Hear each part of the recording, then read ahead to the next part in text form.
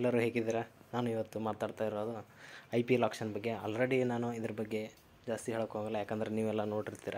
ಯಾಕಂದರೆ ನಾನು ಇವತ್ತು ನನ್ನ ಚಾನಲ್ ಸ್ಪೆಷಲಿ ಫಾರ್ ಎಜುಕೇಷನ್ ಆದರೂ ಕೂಡ ಕೆಲವೊಂದಿಷ್ಟು ಸ್ಪೋರ್ಟ್ಸ್ ಇಂಪಾರ್ಟೆಂಟ್ ಮಾಹಿತಿಗಳು ಮತ್ತು RCB ಫ್ಯಾನ್ ಆಗಿರೋದ್ರಿಂದ ಅದ್ರ ಬಗ್ಗೆ ಒಂದು ವಿಡಿಯೋನ ಮಾಡ್ತಾಯಿದ್ದೀನಿ. ಓಕೆ, ಇಲ್ಲಿ ನೋಡ್ತಾ ಇದ್ದೀರಾ ನೀವು ಯಾವ್ಯಾವ ಟೀಮ್ಗೆ ಎಷ್ಟೆಷ್ಟು ಪ್ಲೇಯರ್ ಆಲ್ರೆಡಿ ಸೋಲ್ಡ್ ಔಟ್ ಆಗಿದ್ದಾರೆ. ಓಕೆ, ನೀವು ಇಲ್ಲಿ ನೋಡ್ಬೋದು. ನಾನು ಸ್ಪೆಷಲಿ ನಮ್ಮ RCB ಬಗ್ಗೆ ಮಾತಾಡ್ತೀನಿ ಮತ್ತು ನಮ್ಮ RCB ಇಲ್ಲಿ ಎಡುತ್ತು ಅಥವಾ ಎಲ್ಲಿ ಒಂದು ಒಳ್ಳೆಯ ಹೆಜ್ಜೆಯನ್ನು ಇಟ್ಟಿದೆ ಅಂತ ಕೂಡ ಡಿಸ್ಕಸ್ ಮಾಡ್ತಾಯಿದ್ದೀನಿ.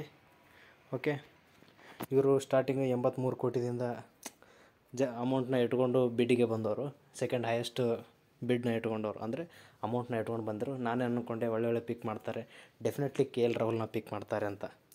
KL ರಾಹುಲ್ ಹೋಗಿದ್ದು ಬರೀ 14 ಕೋಟಿಗೆ, ಬಟ್ ಅದು ದೊಡ್ಡ ಅಮೌಂಟ್ ಅಲ್ಲ. ಬಟ್ ಆದರೆ ಆ ವ್ಯಕ್ತಿಗೆ ಕರ್ನಾಟಕಕ್ಕೆ ಆಡೋ ಒಂದು ಅವಕಾಶ ಮಾಡಿಕೊಡ್ಬೇಕಾಗಿತ್ತು RCB ಅವರು, ಅದನ್ನು ಮಾಡಿಕೊಡಲಿಲ್ಲ.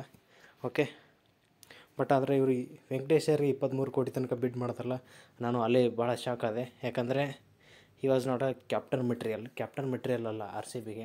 ಹಾಗಾಗಿ ಅವ್ರ ಮೇಲೆ ಅಷ್ಟೊಂದು ಬಿಡ್ ಮಾಡೋಕ್ಕಿಂತ ಮುಂಚೆ ಅದೇ ದುಡ್ಡನ್ನು ನೀವು ಏನಾದರೂ KL ರಾಹುಲ್ಗೆ ಬಿಡ್ ಮಾಡಿದ್ರೆ ಡೆಫಿನೆಟ್ಲಿ ಅವರು 14 to 15 ಕ್ರೋರಲ್ಲಿ ನಿಮಗೆ ಡೆಫಿನೆಟ್ಲಿ ಸಿಗ್ತಿದ್ರು.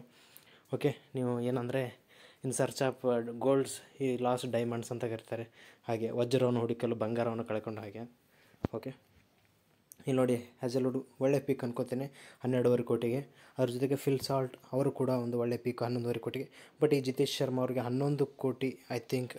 ಬಟ್ RCB ಎಲ್ಲಿ ಹಿಡಿಯೋದು ಗೊತ್ತಾ, ಅವರು KL ರಾಹುಲ್ ಏನಾದರೂ ಸಪೋಸ್ 15 ಕೋಟಿ ತೆಗೆದುಕೊಂಡಿದ್ದರೆ ಕ್ಯಾಪ್ಟನ್ ಸಿಗ್ತಿದ್ರು, ಅದರ ಜೊತೆಗೆ ವಿಕೆಟ್ ಕೀಪರ್ ಸಿಗ್ತಿದ್ರು. ಅದು ಬಹಳ ಒಂದು, ಮತ್ತು ವಿರಾಟ್ ಕೊಹ್ಲಿ ಅವ್ರ ಜೊತೆ ಒಳ್ಳೆ ಕಾಂಬಿನೇಷನಲ್ಲಿ. ಯಾಕಂದರೆ ವಿರಾಟ್ ಕೊಹ್ಲಿ ಸಪೋಸ್ ಓಪನರ್ ಬಂದರೆ ಒಂದು 3-4 ವಿಕೆಟ್ ಅಲ್ಲಿ ತನಕ ವೇಟ್ ಮಾಡಿ ನಿಂತಿರ್ತಿರ್ತಾರೆ, ಆಡ್ತಿರ್ತಾರೆ. ಅವ್ರ ಜೊತೆಗೆ ರಾಹುಲ್ ಜೊತೆ ಕೂಡಿದ್ರೆ ಒಂದು ಒಳ್ಳೆ ಕಾಂಬಿನೇಷನ್. ಯಾಕಂದರೆ ಇಂಡಿಯಾದಲ್ಲಿ ಆಲ್ರೆಡಿ ಅವರು ಇಬ್ಬರು ಜೊತೆಗೆ ಆಡಿರೋದ್ರಿಂದ ಒಂದು ಒಳ್ಳೆಯ ಕಾಂಬಿನೇಷನ್ ಸಿಗ್ತಿತ್ತು RCBಗೆ, ಅದನ್ನು ಎಡವಾಗಿ ಹಾಕ್ಕೊಂಡಿದ್ದಾರೆ. ಅವ್ರ ಜೊತೆಗೆ ಲಿವಿಂಗ್ಸ್ಟೋನ್ ಅವ್ರದ್ದು ಒಂದು 8.5 ಕೋಟಿ, ಒಂದು ಒಳ್ಳೆ ಸಾಲಿಡ್ ಪಿಕ್ ಅನ್ಬೋದು. ಅದ್ಭುತವಾದ ಪಿಕ್ ಅಂದರೆ ತಪ್ಪಾಗಲ್ಲ, ಯಾಕಂದರೆ ಅವರಿಗೆ ಎಬಿಲಿಟಿ ಇದೆ, ಎಬಿಲಿಟಿ ನೋಡಿ ಹೋಗಿದ್ದಾರೆ. ಬಟ್ ಈ ರಶಿಕ್ ದಾರ್ ಅನ್ನೋದು 6 ಕ್ರೋರ್ ಏನಿದೆ ನೋಡಿ, ಅದು ಸ್ವಲ್ಪ ಆ್ಯಕ್ಚುಲಿ ಡೆಲ್ಲಿ ರಿಟರ್ನ್ RTMನ್ನು ಬಳಸಿತ್ತು ಕೂಡ, ಬಟ್ ಅವರು ಅದನ್ನು ತೆಗೆದುಕೊಳ್ಳಿಲ್ಲ. ಅವರು ಆ್ಯಕ್ಚುಲಿ ಇವರು ಹರಾಜಾಗಿದೆ 2 ಕೋಟಿಗೆ, ಅವರು ಹೇಳಿದ 6 ಕೋಟಿ ಪ್ರೈಸು. ಹಾಗಾಗಿ ಡೆಲ್ಲಿ ಅವರು ತೆಗೆದುಕೊಳ್ಳಿಲ್ಲ, ಅದು RCB ಪಾಲಿಗೆ ಉಳಿತು. ಐ ಥಿಂಕ್ ದಿಸ್ ವಾಸ್ ಅಂದರೆ ಮಾಡಬಾರ್ದಾಗಿತ್ತು ಅನಿಸಿತ್ತು. ಬಟ್ ಆದರೆ RCB ಒಂದು ಹಳೆ ಸ್ಟ್ರಾಟಜಿಗಳು ನೋಡಿದ್ರೆ ಇದು ಸ್ವಲ್ಪ ಡಿಫ್ರೆಂಟ್ ಅನಿಸಿದೆ. ಯಾಕಂದರೆ ಪ್ರತಿಯೊಂದು 17 ಸೀಸನ್ಗಳು ನೋಡಿದ್ರೆ ಅವರು ಏನಂದರೆ ಯಾರು ಸ್ಟಾರಲ್ಲಿ ಇರ್ತಿದ್ರು, ಅಂದರೆ ಈಗ ಆಲ್ರೆಡಿ ಫೇಮಸ್ ಇರೋ ವ್ಯಕ್ತಿಗಳನ್ನ ಜಾಸ್ತಿ ಟ್ರೈ ಮಾಡ್ತಾಯಿದ್ದಾರೆ RCB ಅವರು, ಅಂದರೆ ಬೈ ಮಾಡೋಕ್ಕೆ ದೊಡ್ಡ ವ್ಯಕ್ತಿ ಪ್ಲೇಯರ್ಗಳನ್ನ ಟಾರ್ಗೆಟ್. ಈ ಸಲ ಟಾರ್ಗೆಟ್ನ ಬಿಟ್ಟಿದ್ದಾರೆ, ಯಾಕಂದರೆ ಈಗ ಇನ್ನೂ ಆಕ್ಷನ್ ಪೂರ ಮುಗಿದಿಲ್ಲ. ಹಾಗಾಗಿ 2ನೇ ರೌಂಡಲ್ಲಿ ಅದ್ಭುತವಾದ ಆಟಗಾರ ಸಿಗ್ಬೋದು. ಅಟ್ಲೀಸ್ಟ್ ಇವರು ವಿಲ್ ಜಾಕ್ಸ್ಗಾದರೂ RTM ಬಳಸ್ತಾರೋ ಇಲ್ಲ ಅಂತ ಗೊತ್ತಿಲ್ಲ. ಯಾಕಂದರೆ ಇವರ ಒಂದು ಬಿಡ್ಡಿಂಗ್ ಸ್ಟೈಲ್ ನೋಡಿದ್ರೆ ಇವ್ರು ಯಾಕೋ ದಾರಿ ಬೇರೆ ಕಡೆ ತಿರುಗಿಸ್ತಾ ಇದ್ದಾರೆ. ಓಕೆ, ಇಲ್ಲಿ ನೋಡಿ, ಸುಯೇಶ್ ಶರ್ಮಾ ಅವ್ರಿಗೆ 2,60,00,000. ಓಕೆ, ಇದು ನಡೆಯುತ್ತೆ. ಬಟ್ ಆದರೆ ಇಲ್ಲಿ ಒಂದಿಷ್ಟು ಅದ್ಭುತ ಅವಕಾಶಗಳಿದ್ದು, ಮೊಹಮ್ಮದ್ ಶಮೀನ ತೊಗೋಬೇಕಾಗಿದ್ದು, ಸಿರಾಜ್ನ ಬಿಟ್ಟರು, ಚಹಲ್ನ ಬಿಟ್ಟರು. ಬಟ್ ಚಹಲ್ಗೆ ಒಂದು ಒಳ್ಳೆ ಬಿಡ್ಡಿಂಗ್ನ ಮಾಡಿದರು. ಬಟ್ ಆದರೆ ಅವರು ಒಂದು ಅಮೌಂಟ್ ಜಾಸ್ತಿ ಆದ ತಕ್ಷಣ ಅದನ್ನು ಹಿಂದೆ ಸರಿದ್ರು. ಓಕೆ, ಬೇರೆ ಟೀಮಿಗೆ ನೋಡಿದ್ರೆ ಹರ್ಷಲ್ ಪಟೇಲ್ ಕೂಡ 8 ಕೋಟಿಗೆ ಇವರಿಗೆ ಸಿಗ್ತಿದ್ರು. ಬಟ್ ನನಗೆ ಇನ್ನೊಂದು ಆಶ್ಚರ್ಯ ಆಗಿದೆ ಅಂದರೆ ಲೆಫ್ಟ್ ಹ್ಯಾಂಡರ್ಸ್ ಯಾರೂ ಇಲ್ಲ. ಓಕೆ, RCBಯಲ್ಲಿ ಸದ್ಯಕ್ಕೆ ಲೆಫ್ಟ್ ಹ್ಯಾಂಡರ್ಸ್ ಯಾರೂ ಇಲ್ಲ. ಇನ್ನು ವಾಷಿಂಗ್ಟನ್ ಸುಂದರ್ ತೊಗೋತಾರೆ ಅಥವಾ ಕೃಣಾಲ್ ಪಾಂಡೆ, ಇವೆರಡರಲ್ಲಿ ಒಬ್ಬರು ತೊಗೋಬೋದು.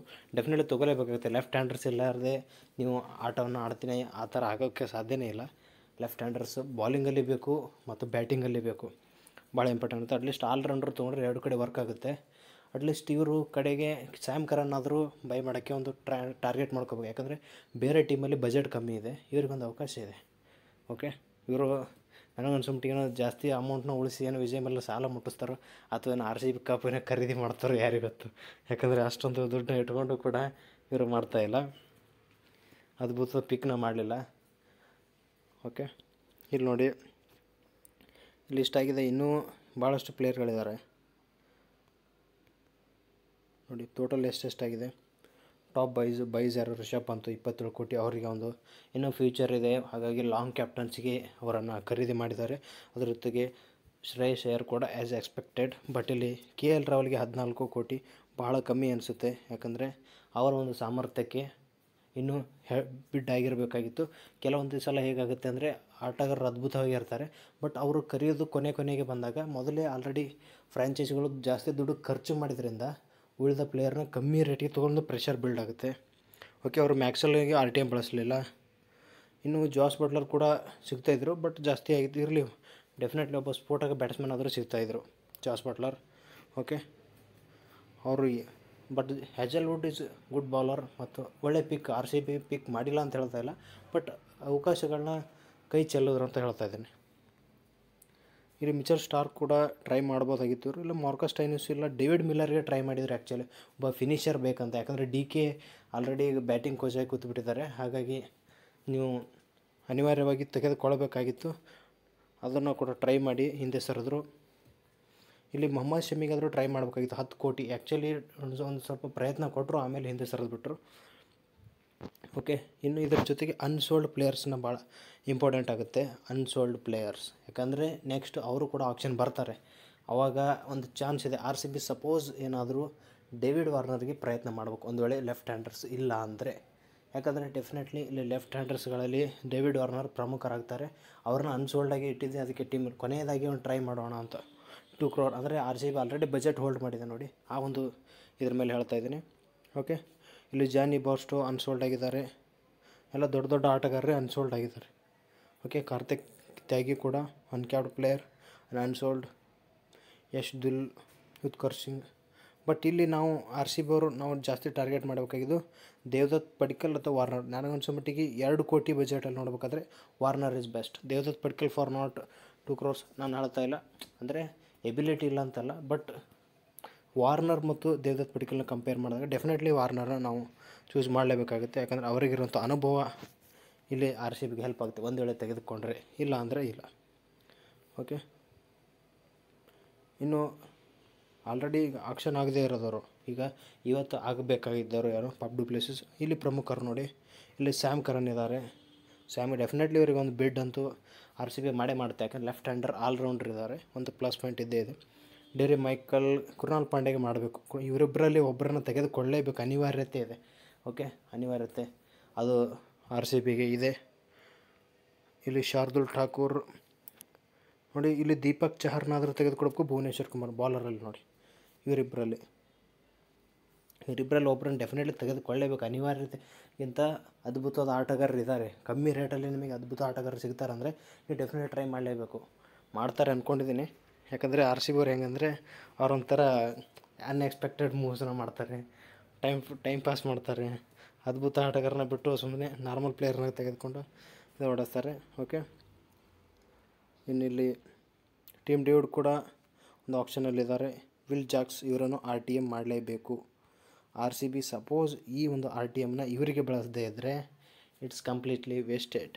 ಅಂದರೆ RTM ಇಂಥ ಒಂದು ಅದ್ಭುತ ಆಟಗಾರನ ನೀವು ನನಗನ್ಸುತ್ತೆ ಕಳ್ಕೋದಿಲ್ಲ, ಯಾವ ಟೀಮ್ ಆದರೂ ಕಳ್ಕೋದಿಲ್ಲ. ಹಾಗಾಗಿ ಅದರ ಮ್ಯಾಕ್ಸ್ವೆಲ್ ಬದಲು ಇವರಿಗೆ ಮಾಡ್ಬೇಕಂತ ವೇಟ್ ಮಾಡಿದ್ದಾರೆ ಅನ್ಕೋತೀನಿ. ಓಕೆ, ಇಲ್ಲಿ ಮುಸ್ತಫಿಜುರ್ ರೆಹಮಾನ್ಗೆ ಟ್ರೈ ಮಾಡಿದ್ರೆ ಬೆಟ್ರ್ ಅಂತೀನಿ. ಯಾಕಂದರೆ ಅವ್ರ ಹತ್ರ ಸ್ಲೋಯರ್ ರನ್ಸ್ ಇದ್ದಾವೆ. ನಮ್ಮ ಇಂಡಿಯನ್ IPL ಕೆಲವೊಂದು ಸ್ಟೇಡಿಯಮ್ದಲ್ಲಿ ಸ್ಲೋಯರ್ ರನ್ಸ್ ಭಾಳ ಅದ್ಭುತವಾಗಿ ವರ್ಕ್ ಆಗ್ತವೆ. ಮತ್ತು ಅವ್ರು ಒಳ್ಳೆ ಬಾಲರ್ ಕೂಡ, ಬರೀ ಸ್ಲೋ ರನ್ ಅಂತ ಹಾಕಂಗಿಲ್ಲ, ಅವ್ರ ಹತ್ರ ವೇರಿಯೇಷನ್ಸ್ಗಳು ಇರೋದ್ರಿಂದ ಮುಸ್ತಫಿಜುರ್ ರೆಹಮಾನ್ಗೆ ಒಂದು ಟ್ರೈ ಮಾಡಬಹುದು. ಬಟ್ ನಾವು ಎವಿಲ್ ನ್ಯೂಸ್ ಕೂಡ ಟ್ರೈ ಮಾಡ್ಬೋದು. ಓಪನರ್, ನಮ್ಮ ಇಂಡಿಯಾಗೆ ಓಪನರ್ ಅಗತ್ಯತೆ ಇದೆ. ಓಕೆ, ಹಾಗಾಗಿ ರೈಟ್ ಲೆಫ್ಟ್ ಕಾಂಬಿನೇಷನಲ್ಲಿ ಒಂದು ವರ್ಕ್ ಆಗೋ ಭಾಳ ಅದ್ಭುತವಾದ ಚಾನ್ಸ್ ಇದೆ. ಎವಿನ್ ಲೆವಿಸ್ ಕೂಡ ಟ್ರೈ ಮಾಡಬಹುದು. ಓಕೆ, ನನಗನ್ಸುತ್ತೆ ಮಾಡ್ತಾರೆ ಎವಿನ್ ಲೆವಿಸ್ಗೆ. ಇನ್ನು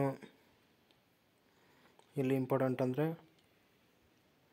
RCB ಟ್ರೈ ಮಾಡೋದು. ಇನ್ನು ವೆಸ್ಟ್ ಇಂಡೀಸ್ ಜಾಸ್ತಿ ಅಲ್ಜಾರಿ ಜೋಸೆಫ್ ಆಲ್ರೆಡಿ ಟ್ರೈ ಮಾಡಿ ನೋಡಿದ್ದಾರೆ. ಒಂದು ಪ್ರಮುಖರೇನು ಇಲ್ಲ ಅಂತಲ್ಲ, ಬಟ್ ಅವರಿಗೆ ಬಜೆಟಲ್ಲಿ ನೋಡಬೇಕು. ಇಂಡಿಯಾದಲ್ಲಿ ನಾವು ಇನ್ನೂ ನಿತೀಶ್ ರಾಣಾ ಒಂದು ಟ್ರೈ ಕೊಡ್ಬೋದು RCB ಆದರು.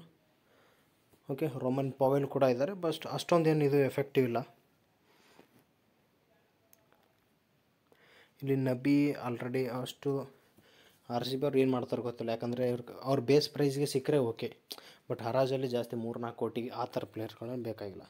ಯಾಕಂದರೆ ಎಲ್ಲನೂ ನೋಡ್ಬೇಕಾದ್ರೆ ಗಿಜೆಟ್ ಎಲ್ಲ. ಓಕೆ, ಇಲ್ಲಿ ಮಾರ್ಕೋ ಜಾನ್ಸನ್ ಕೂಡ ಒಂದು ಟ್ರೈ ಮಾಡ್ಬೋದು, ಸೌತ್ ಆಫ್ರಿಕನ್ ಆಲ್ರೌಂಡ್ರನ್ಕಿಂತ ಅವರು ಆ್ಯಕ್ಚುಲಿ ಬಾಲಿಂಗ್ ಆಲ್ರೌಂಡರ್ ಅಂದರೆ ತಪ್ಪಾಗಲ್ಲ. ಓಕೆ, ಇವತ್ತು ನೋಡೋಣ ಏನೇನಾಗುತ್ತೆ ಅದನ್ನು ಕೂಡ ನಾನು ವೀಡಿಯೋ ಮಾಡಿ ಹಾಕ್ತೀನಿ. ಬಟ್ ಇಲ್ಲಿ ತನಕ ಹೇಳಿದ್ನಿ ಬೆಸ್ಟ್ ಆಫ್ ಲಕ್ RCB. ಯಾಕಂದರೆ ಇವು ನಿನ್ನೆ ಒಂದು ಸೋಲ್ಡ್ ಔಟ್ ಅಥವಾ ನಿನ್ನೆ ಆಕ್ಷನ್ ನೋಡಿದ್ರೆ ಅನಿಸುತ್ತೆ RCB ಸ್ವಲ್ಪ ಎಡವಿದೆ. ಬಟ್ ಇಲ್ಲ, ಕೆಲವೊಂದಿಷ್ಟು ಅಭಿಮಾನಿಗಳು ಹೇಳ್ಬೋದು RCB ಎಡೋರಕ್ಕೆ ಸಾಧ್ಯನೇ ಇಲ್ಲ. ಯಾಕಂದರೆ ಈಗ ದೊಡ್ಡ ದೊಡ್ಡ ಆಟಗಾರಕ್ಕಿಂತ ಸ್ಟಾರ್ ಆಟಗಾರನ ಬಿಟ್ಟು ಒಂದು ಒಳ್ಳೆ ಪರ್ಫಾರ್ಮ್ ಇರೋ ಆಟಗಾರನ ಖರೀದಿ ಮಾಡಲು ಒಂದು ಯೋಜನೆ ಹಾಕಿದೆ ಅನ್ಕೋತೀನಿ. ಓಕೆ, ಯಾವುದೇ ಇರಲಿ, ಯಾಕಂದರೆ 17 ವರ್ಷದಿಂದ ಕಂಟಿನ್ಯೂ ಸೋಲ್ತಾ ಬಂದಿದ್ದೀವಿ. ಹಾಗಾಗಿ ಈ ಸಲ ಸ್ವಲ್ಪ ಏನಾದರೂ ಹೊಸ ಪ್ಲ್ಯಾನ್ ಮಾಡಿದ್ದಾರೆ ಅನ್ಕೊತೀನಿ. ಮತ್ತು ಎಲ್ಲ ಬ್ಯಾಟಿಂಗ್ ಕೋಚು, ಟೀಮ್ ಮ್ಯಾನೇಜ್ಮೆಂಟು ಸ್ವಲ್ಪ ಪ್ಲೇಯರ್ಸ್ ಅಂದರೆ ದಿನೇಶ್ ಕಾರ್ತಿಕ್ ಹೊಸದಾಗಿ ಆ್ಯಡ್ ಆಗಿದ್ದಾರೆ. ನೋಡ್ಬೇಕು ಏನೇನು ಮಾಡ್ತಾರೆ. Best of luck RCB and best of RCB fans. ನಿಮ್ಮನ್ನು ಮಾತ್ರ ಮರೆಯೋಕ್ಕೆ ಸಾಧ್ಯ ಇಲ್ಲ, ಯಾಕಂದರೆ ನಾನು ಕೂಡ RCB ಫ್ಯಾನೇ. Okay, thank you. ಈ ವಿಡಿಯೋ ನೋಡೋದಕ್ಕೆ ಎಲ್ಲರೂ ಧನ್ಯವಾದಗಳು. Thank you.